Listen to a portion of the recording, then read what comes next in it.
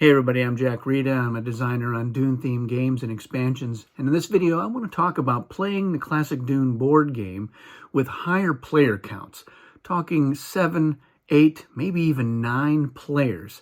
Now, it wasn't so long ago that this seemed like an absurd thing to even think about, because getting 6 people to play Dune has always been one of the biggest challenges for fans of the Dune board game. It's an epic game, so it can take several hours to play it. It's got a lot of nuances, but it's a great game. It just doesn't always lead to getting you to have 6 players at the table, even though that is the optimal number. But in recent years, a lot of people have been playing Dune with a higher player count, or wanting to, and I myself have been playing Dune at 7, 8, and even 9 players even more frequently than I do at 6 players when I'm playing in real life.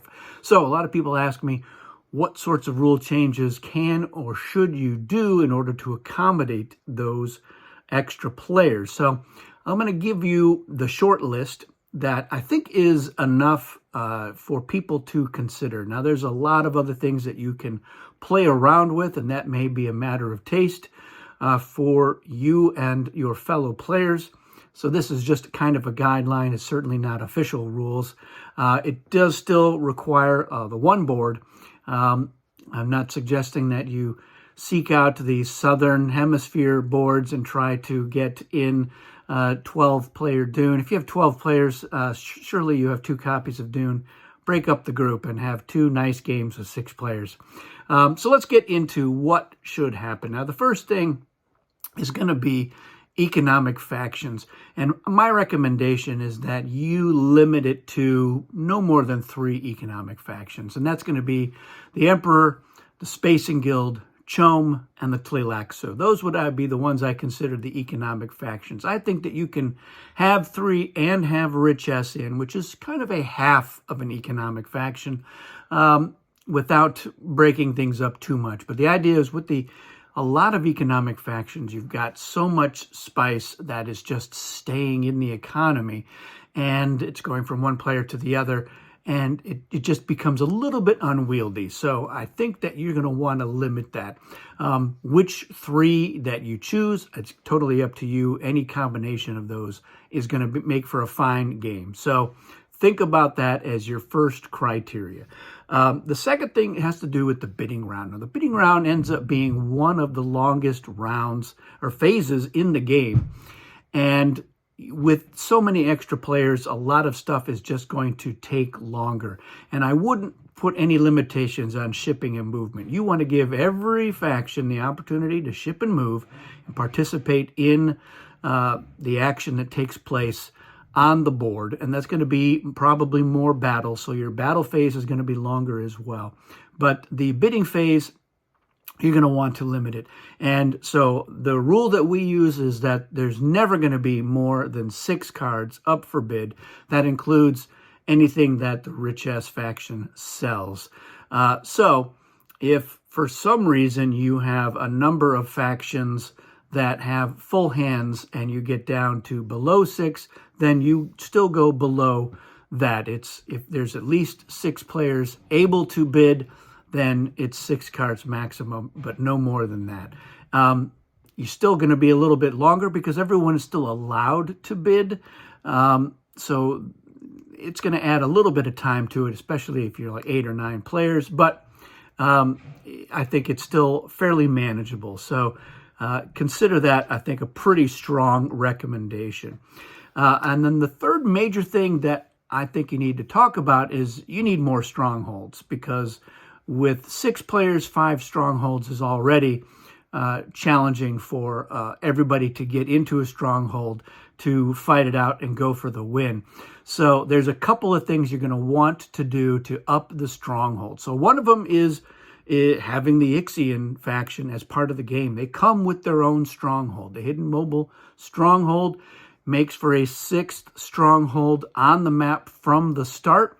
So I think that is a must. You're going to want to have that faction in there. You could consider, if the Ixians are not in the game, having the stronghold on the map.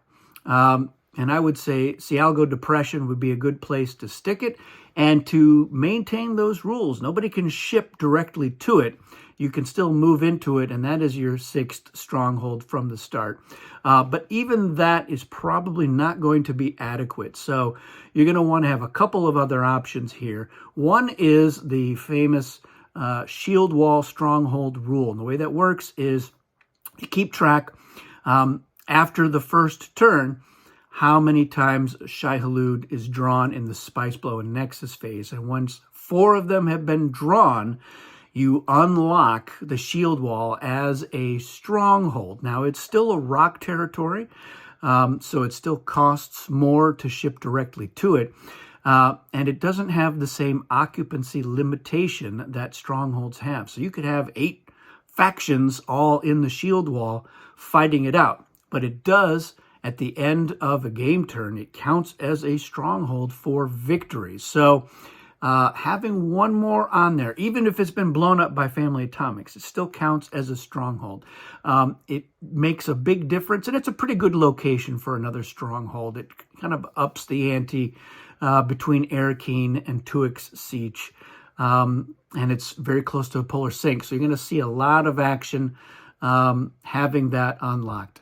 Another option you have is if you've got the 3rd expansion, the discovery tokens, one of the Fremen high-rank tokens is Jacurudu Siege, which is a stronghold. Now you can decide to say, we're just going to play with discovery tokens and kind of roll the dice. Maybe Jacurudu Siege will show up, because there are 4 of those tokens, but only 3 of them possibly will come in, and they're drawn randomly. So there you're taking a chance, but you can also decide, you know what, let's stack the deck, which is something that we do.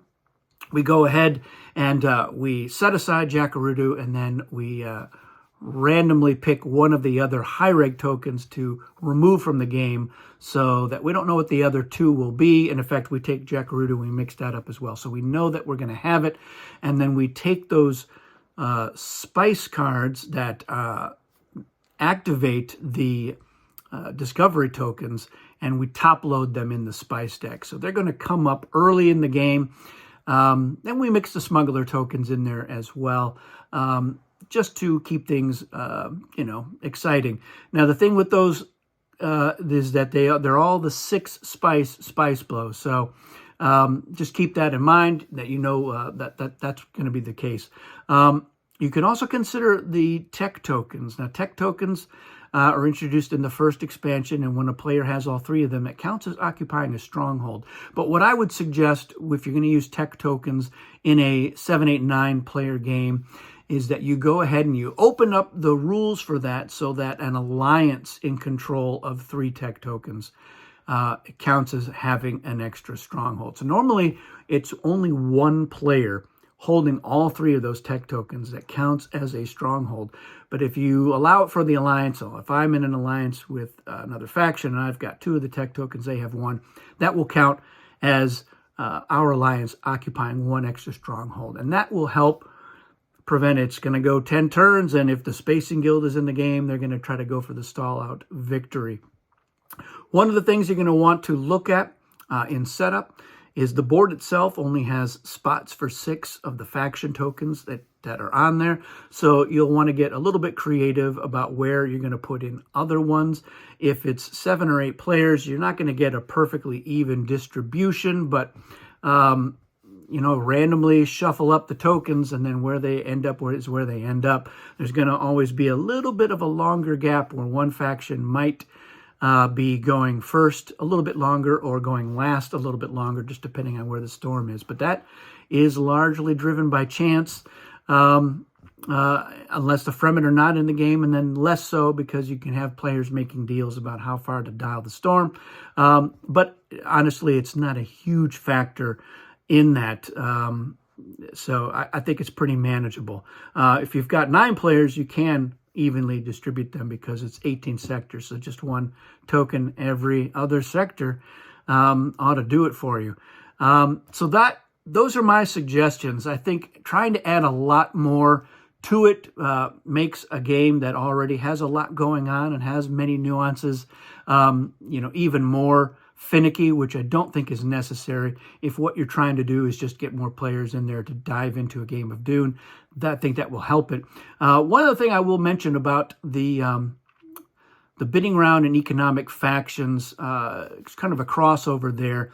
And it's a good suggestion that a lot of players have made, and that is just limiting the economic income to the first 6 factions in storm order that are eligible. And what that means is if I'm the emperor, we look at the start of the bidding round, where the storm is, and we have a little token that we use as the cutoff marker. But those first 6 factions in storm order are the only ones who pay the emperor if they buy cards. And so the little marker will show the remaining 1, 2, or 3 factions that make their payments to the Spice Bank. And the same would be true of the Spacing Guild. So they would only collect from those first 6. And if they're one of the 6 factions, too bad for them. They're still going to do all right. Same thing with the Tleilaxu. They only get the free revival payment for the first 6 factions. And in this case, they get paid for their own if they're one of them. But anybody who is spending spice for extra forces or buying leaders or making a deal for it, you can only collect from those first 6 factions. Likewise, Chom would only collect as if 6 factions are in the game. But they also only have to pay Chom charity to those first 6 factions. So if the 7th faction is the one that's on Chom charity, they collect from the bank, not from Chom. So that, I think, is the limit. That I wouldn't push it more. But feel free, if you have been playing or considering playing Dune at a higher player count, what rules have you used, and how did they work out? What other ideas would you suggest? Other people have talked about, the Harkonnen should have more traders and the Tleilaxu should have more face dancers. I don't really think that that's necessary. I'll put them in a link in the description to a session report for a 9-player game that I did at last year's Gen Con. And we did not really impose strict income rules except for on Chom. But we should have put them on the Emperor and the Tleilaxu and the Spacing Guild. But that we didn't have any other special rules. So and it worked out just fine. It was a good game. It was a lot of fun. It was tense, but it was long. It took a long time to get through that game, which did not end with the stall out, but did go several turns. So, like I said, leave your ideas and your suggestions and your feedback and anecdotes in the comments to let us know what you think, and let us know how your 7, 8, and 9-player games of Dune are going, and whether you think there should be official rules for higher player count released for the Gale Force 9 edition. Should we cross that line and say, yes, here's how to do it? Or is it just too much? Is it too much? Let me know your thoughts. That's it for this one, everybody. Thanks for watching. We'll see you again soon.